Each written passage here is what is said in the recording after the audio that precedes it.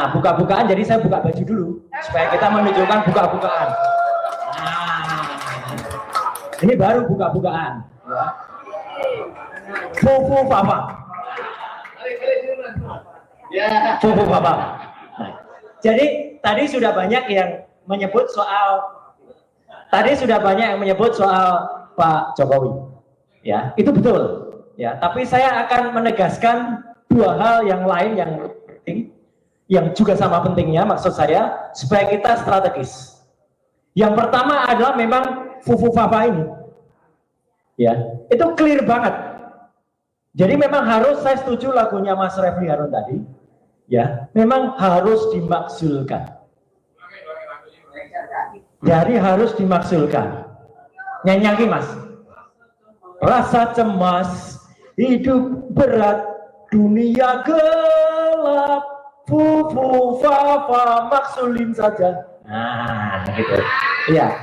Dan sebenarnya yang bersangkutan kroninya itu sebenarnya sudah ada ketakutan. Jadi kita nggak boleh mundur, kita harus maju.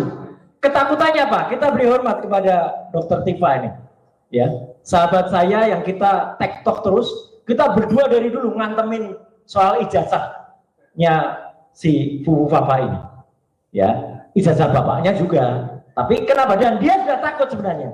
Kalau kita perhatikan Bapak dan Ibu, dia sudah ngakuin bahwa ijazah dia tidak benar. Maka di foto resmi yang ada, tolong perhatikan, dia hanya berani nulis Gibran Rakabuming.